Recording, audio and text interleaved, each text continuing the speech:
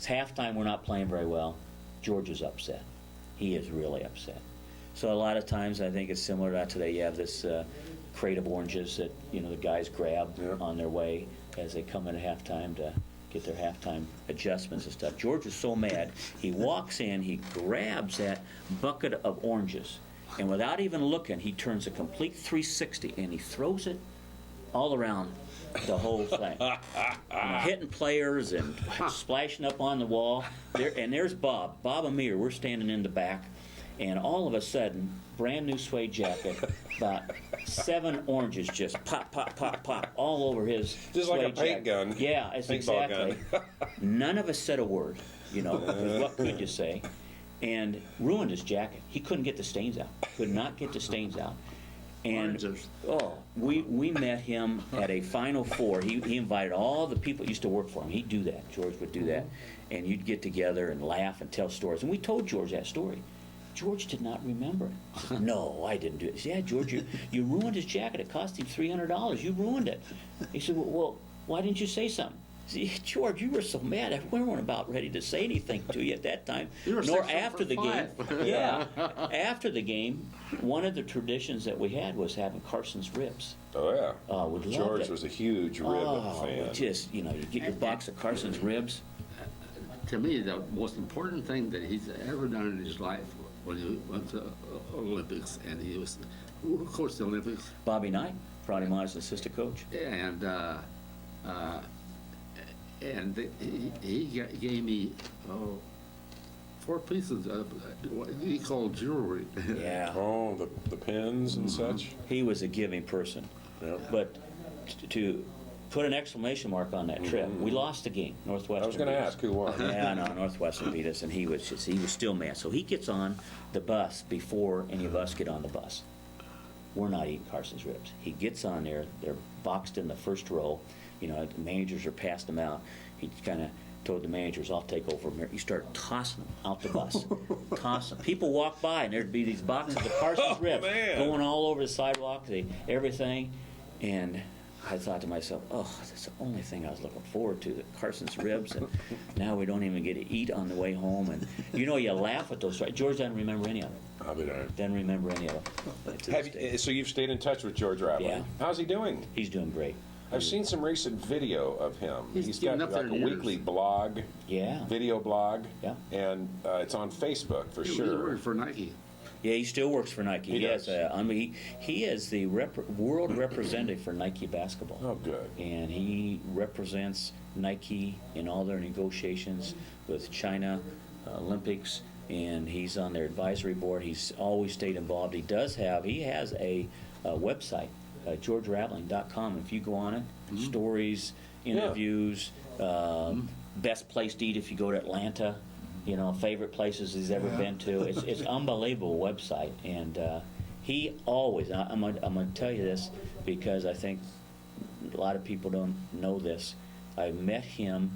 I introduced him to Coach McCaffrey. When Coach McCaffrey's hired, hey, you need to meet George. George could really be influential and great, and keep him a part of Iowa basketball. And we were waiting for Coach McCaffrey at the time, and George said to me, he says, Jerry, one of my biggest regrets is leaving Iowa. We could have done great things. Yep. And I remembered that, and so George has a tremendous fond spot in his heart for the Iowa people and his time here. He just That's right. Yeah. He shouldn't have left. Yeah, he probably shouldn't have. I think he just felt he was just a little isolated. He was kind of a big city guy and needed to go places where people didn't know who he was. And, a minority coach at that time in the state of Iowa, pretty recognizable. But he did a great job. He did a great job and would have done great things. But I thought that was a Can I profound tell a story? statement. Oh, you probably got 10 more. George Rattling story? Yes. All right. We get the contract to order 9 blazers for the coaches. You probably got one. Yeah, still have it today. Wonderful. Anyhow, Mark Waltz, Oh, I love Mark. and he went over to measure them. He measured them all, but George was on the telephone. I knew he was on the telephone, and he probably talking to Rudy Washington, who of course in Drake. Yep. And that was on a Wednesday. And Thursday morning, Mark says, "I'm over Major George." I said, "You are like hell." I said, "George is coming down here." I said, "You call him," and he called over, and he said, "Murph is mad as hell. You didn't come down. I was over there, and you were too busy talking on the telephone. I'll come down." He came down. He had something under his arm, and he said, "Here," and he hugged me. And I said, well, be over there the next time. Because what did he have under his arm, didn't he? A picture of 7 black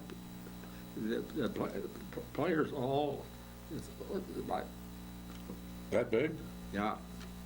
And he said, "Here."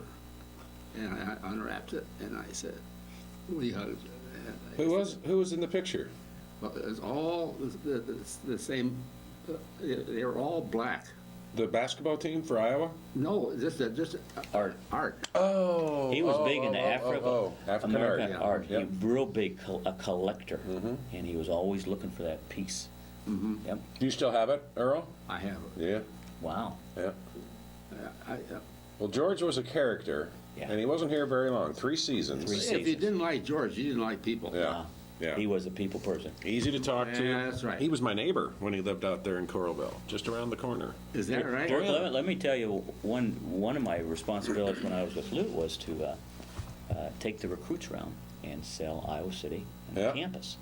So Lute would meet them, assistant coaches, he'd show them the facilities, and it's like, okay, Jerry, take them downtown and walk them around the campus and just kind of show them, give them a good feel. One of the best recruiters we had was Earl Murphy. Yeah, I mean, I after a while, I got it down to like, okay, stop here at this time, stop here at this time. Oh, got to do Bremers, got to introduce Earl Murphy. Earl would bring him back. Yeah. He'd have a conference table in the real back of Bremers Yeah. and sit them down there and talk with them, and they would leave, Earl. Yeah. And to a man, they would always say, "Are all the people in Iowa City this friendly?" And I go, "Yep, all of them." And that's why I had to introduce you to Earl Murphy, because what you see there is typical of all Iowa people. Isn't that great? You come to Iowa, and the people will embrace you, and they'll love you, and they'll root for you. And I want to have you go anyplace else, and you will not find that sort of genuine fever for Hawkeye athletics that you'll see here in Iowa. And I think for a lot of it, that was true. So Earl was one of our best recruiters. We had it. I believe it. And now they got rules, and if I introduced them to, it'd be an NCAA violation. Yeah. Oh, wait, what? Yeah, back then you could introduce them.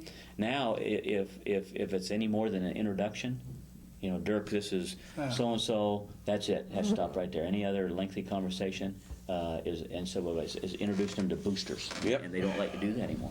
No. So, no. Everything's changed It has. since then. And Now, it's worse. well, it's worse. It's all about the money. That's right. And I'll You tell started. Go ahead. I like to back up, but I'm familiar enough with Iowa basketball, football, Iowa programs, Yeah. and we're out. But I'm still friends. I'm probably one of the best friends of Mom Scott. You are. And I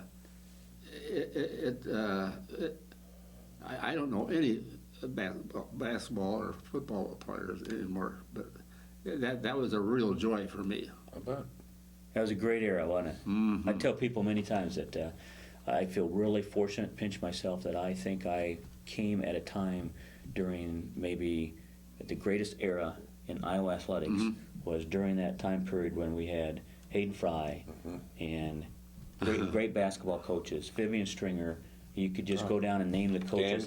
Dan Gable came during that time. Tom Davis. And all because of one person. And you guys know Bob about Elliott. Elliott. I mean, you really want to talk about, wow, he what a collection of coaches. And him as an athletic director, I looked at myself, I was like low man on the totem pole. when I was a GA with Lute Olson, you're kind of like, you're doing whatever you can. You're sweeping the floors. You're whatever they want you to do. You're shining shoes. That's what you did. And Bump Elliott never treated you that way. He treated you like you were the most important person in the athletic department. And the people that worked under Bump knew that right from the start. I don't care whether it's the janitor or the secretary or the GA or whoever it was. It wasn't like, Bump Elliott treated people just how. And probably the story that is misinterpreted the most is the pink dressing room. Oh, yeah. I'll tell you this story. Gary Kurtmeyer was the go-to man. Yep. And Bump sent him down there, and he said, get enough paint to paint the locker room. And he got down there, he said, all they got is pink. He said, put it on. And he hung up. And it exploded. They painted it, repainted it. And they repainted it pink. And Bump, he just laughed at it. And they got, Hayden Fry now is painted they should correct it. Well, I think it's much ado about nothing. That's right. Yep. But it turned out to be something. Yeah. Oh, for our benefit, absolutely. But all the stink, anti-gay and all this stuff. Yeah. We ended up copying it. When George Raveling came, he loved that pink locker football. And it's Jerry, go see facilities. I think Dale Gerke was the facilities director. Says, we want the visitors in the Carver Hawk Arena painted pink also. So, I didn't know that. Yeah, so it was pink. And not only that, he took it a step further. He said, you know what? Pink carpet, too. I want the ugliest pink carpet that you can put down there. It was one of the... Bobby Knight would come in, and I'd got to know Bobby through George. Yeah, and he would they were friends. Jerry, come here. He says, you tell George he can take that pink locker room and he can blank, blank, blank, blank. And I says, those exact words? He says, those exact words. So, and they would just laugh. And he did it. He was just laughing when he'd walk into this pink locker room at Carver Hawk Arena. It's no longer pink. It's no longer pink. So. No. When was it changed back from pink? That's a good question, Dirk. I think, I want to say it was stayed pink during the entire Tom Davis tenure, and I think they had to renovate some things, and so they decided not to have it pink. I think during the Coach Steve Alford era that it was painted white. I think it was too. Yeah. Now they still have the football. Yeah. Oh, yeah. Yeah, okay. Yeah. I never knew the basketball visitors' locker room was pink, ever. Great. No, I didn't. Way to go, George. That's great. Now, Lute Olson hired you, and he left here in '83? Yes. And then you moved from an assistant coach, if you will, to administration. Yeah, what happened, and we go back to Bump again, they hired George Raveling, and it's amazing how you did things. And Bump and George both told me the story. They met in the Denver airport, and hey, I'd like you to be my coach, because back then you didn't want anybody to know who they were hiring. And George Raveling said, Jerry, my first contract's this napkin right here. I agreed to this. Bump initialed it. That was my contract. Took that, put it in my pocket. That was all I needed. I knew he was a man of his word. I says, on a napkin. But anyway... I wonder if he still got that. Knowing George, he probably does. I'd say yes. Yeah, but Bump comes down. He says, because his staff had left. Lute went out, and he said, Jerry, with no guarantees, because the new coach has got to bring on and hire who he wants to. Mm-hmm. He's going to need some help, knowing Iowa City and what he can do and the people he needs to get to know. And during the next 2-3 weeks, can you help him out? But I'm not going to guarantee anything. I can't guarantee it's going to lead into any job where he wants to keep you. He might be bringing his own GAs. He might be bringing, and at that time I figured, okay, it was a great 2 years. And, I was just going to go on at Iowa and probably get my PhD. And so during those 2-3 weeks, George, he hit the ground running. I mean, going on recruiting trips and lining up private planes and, And his mind, he'd like, come on, we got to eat together. I said, I got these ideas, and his mind would just go 100 different directions, and you couldn't write them down fast enough. And can you see if you can get this done, and can you do this? And then all of a sudden, we started getting some things done, and he'd be going out recruiting, and we just, unbelievable.